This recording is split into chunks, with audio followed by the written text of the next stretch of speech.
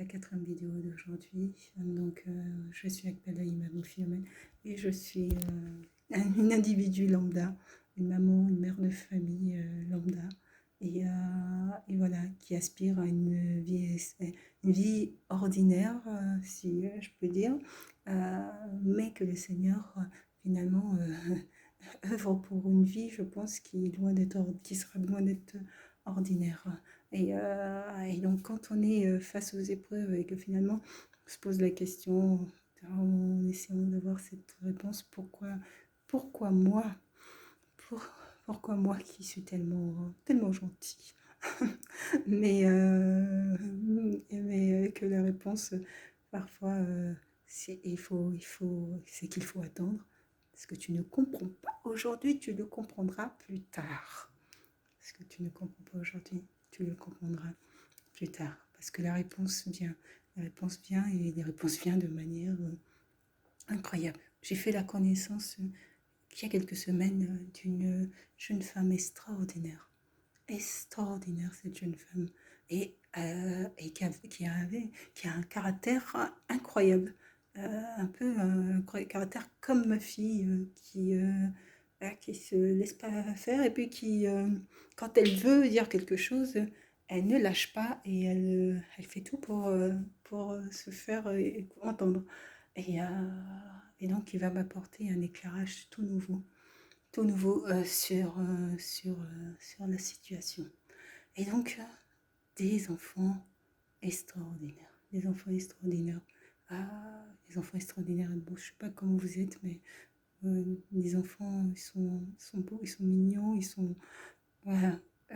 J'ai un peu du mal à comprendre que l'on puisse faire du mal à un enfant ou une enfant. Des fois, des parents peuvent être excédés. Ça arrive, ça arrive à tout le monde. Euh, mais bon, jusqu'à frapper son enfant, c'est un geste que pour ma part, je ne saisis pas qu'une colère puisse amener un père ou une mère de famille à lever la main sur son enfant. Voilà, on peut tous se mettre en colère, ça arrive à tout le monde. On n'est pas des parents parfaits tout le temps. Je pense pas que ça existe. Hein. Et donc, mais on peut essayer de faire du mieux possible et ne pas lever la main sur les enfants. Les enfants n'ont pas besoin qu'on lève la main sur eux. Hein. Généralement, ils sont assez conciliants et ils écoutent quand on trouve les bonnes paroles. Et donc, je faisais des enfants extraordinaires. Et les scientifiques qui œuvrent pour pouvoir arriver à l'enfant parfait. L'enfant parfait. Est-ce que l'enfant parfait existe? Est-ce que l'enfant parfait a existé? Et quelle est l'œuvre finalement recherchée dans tout ça?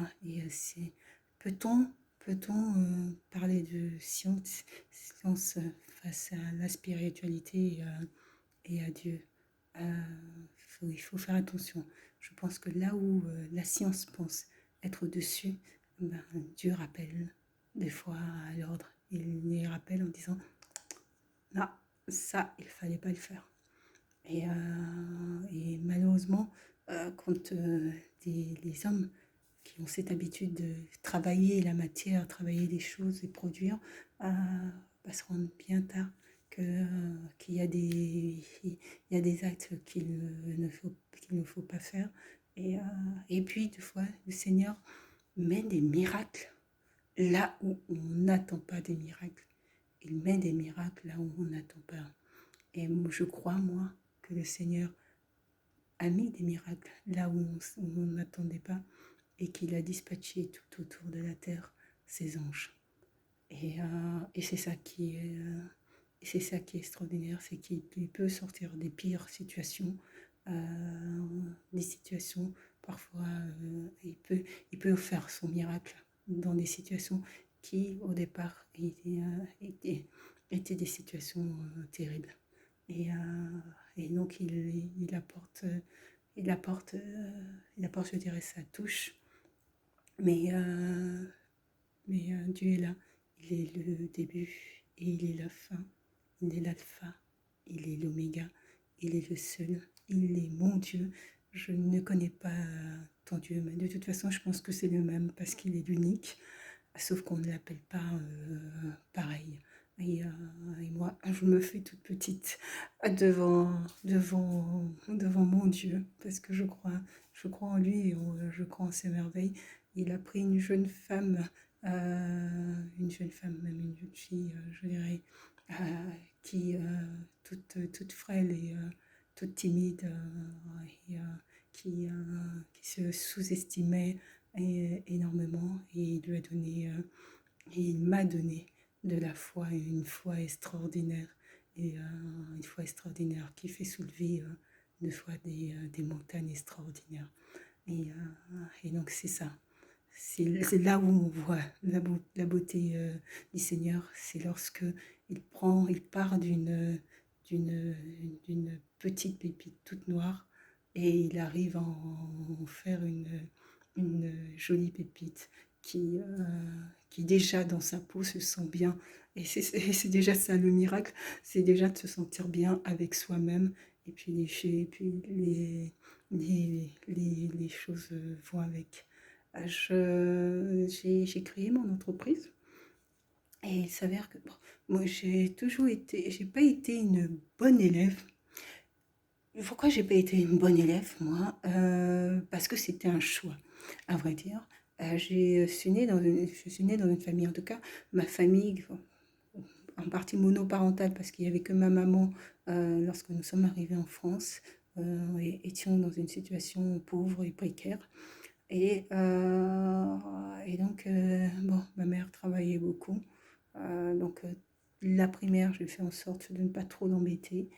Le collège, euh, le collège, j'avais plus trop envie de travailler. Euh, non pas parce que je n'avais pas les capacités, mais parce que j'avais la perspective d'aller travailler assez tôt. Et donc l'école, je voyais comme quelque chose qui allait s'arrêter assez rapidement en fait. Et donc c'est pour ça qu'en fait je ne travaillais pas. J'ai choisi un BEP, non pas parce que je n'avais pas les capacités de faire une générale, mais tout simplement parce que je voulais simplement me la coller douce. Et que le BEP, je savais que le niveau, justement, allait me permettre de me la couler douce. Et donc, j'ai fait un BEP comptabilité et en effet, je me suis coulée douce pendant 2 ans. Et j'avais des notes sans vraiment, j'avais des bonnes notes sans vraiment travailler. Même la comptabilité était, c'est pas que c'était simple, c'est que j'avais un niveau de général et que j'ai choisi un BEP parce que c'était la voie qui me permettait justement d'être un peu tranquille. Et donc, heureusement, bah, je vais rencontrer un super bon prof de comptabilité qui va me dire en classe, qui va me demander en classe, en me rendant une copie où j'avais eu, je crois, 17, en me demandant ce que je faisais là. Il avait vu que j'avais des facilités.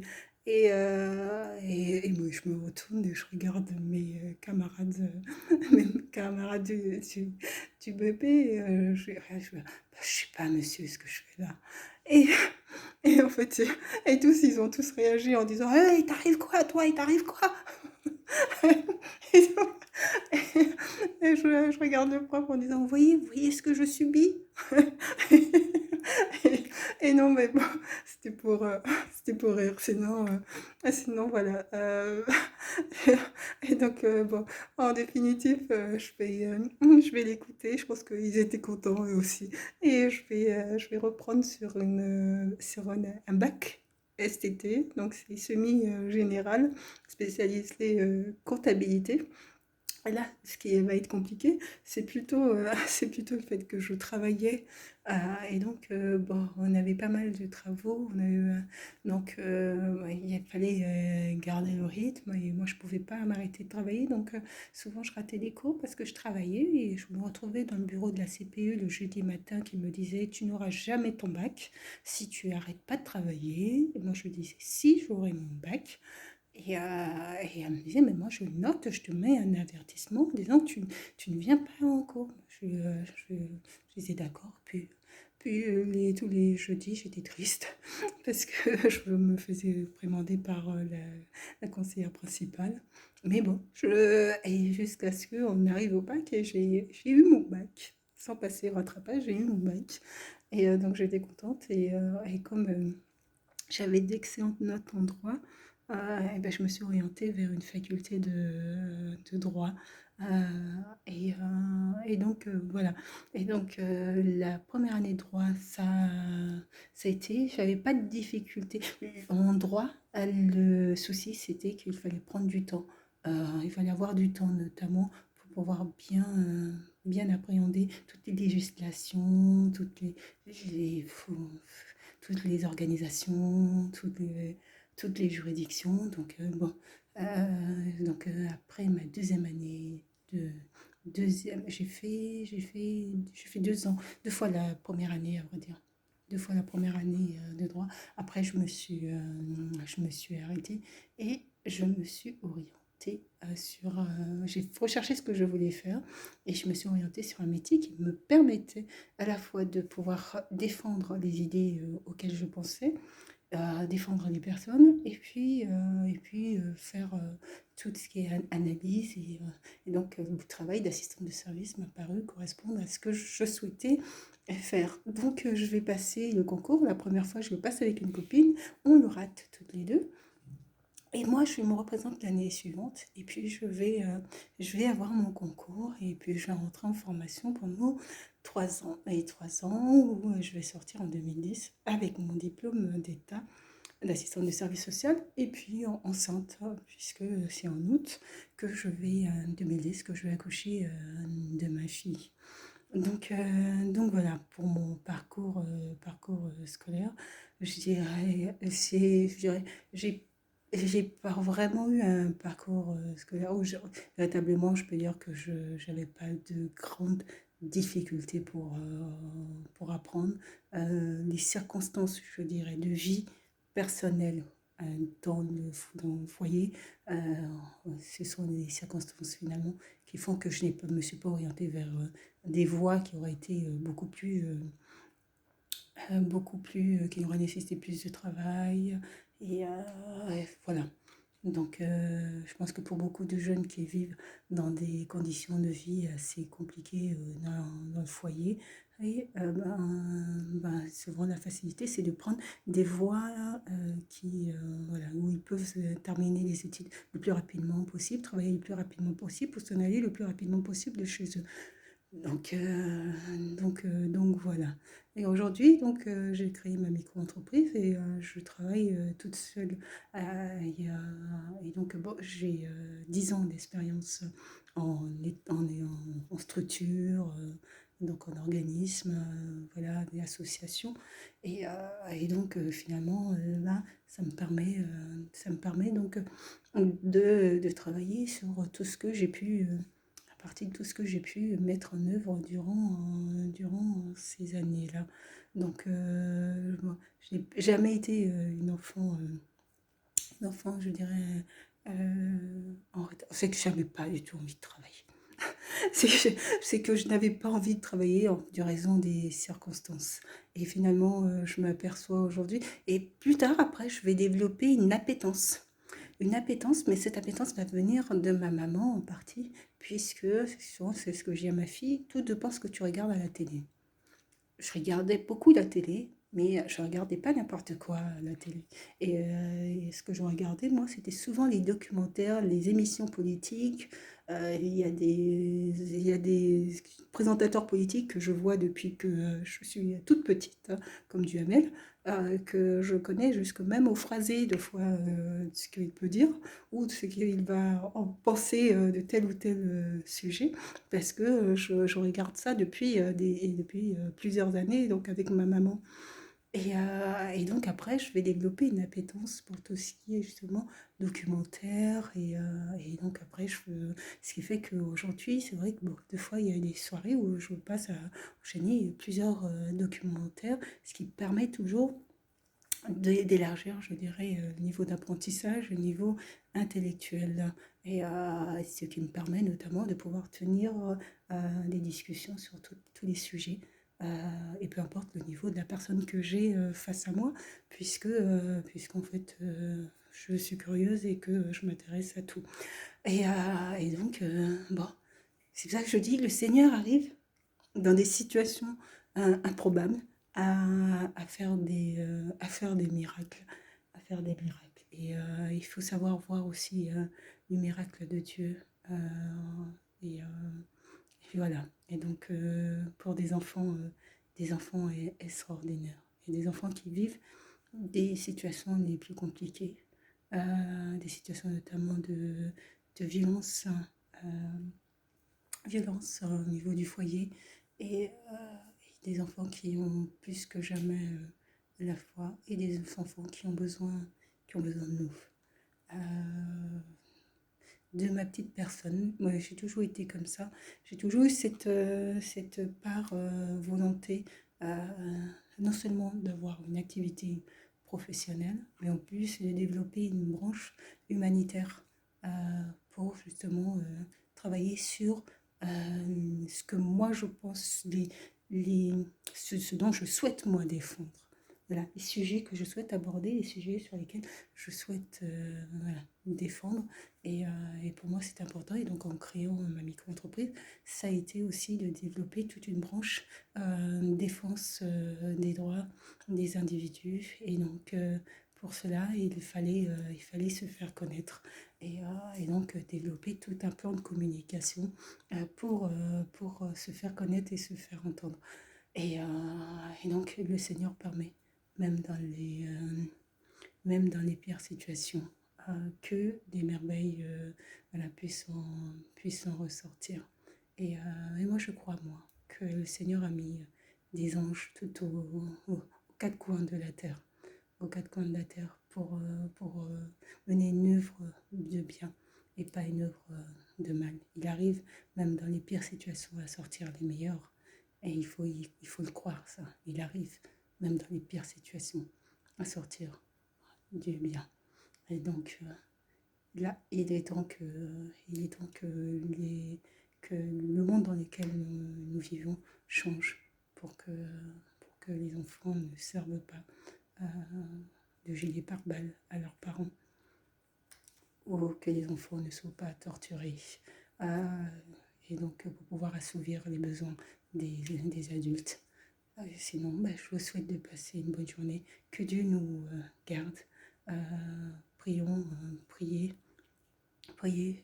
pour que ces enfants puissent s'en sortir. Et plus particulièrement aujourd'hui, il y a eu un incident sur le meurtre, l'assassinat humanitaire. Et prions pour, je vous demanderai de faire une prière pour ces humanitaires. Et priez pour la Syrie également. Prions pour la Syrie. Que Dieu vous garde, que Dieu vous bénisse. Et faites attention. Donc, ce que tu ne comprends pas aujourd'hui, ce que je ne comprends pas aujourd'hui, nous le comprendrons ensemble plus tard. Il faut avoir la foi, attendre et être prudent. Bonne fin de journée à vous. Au revoir.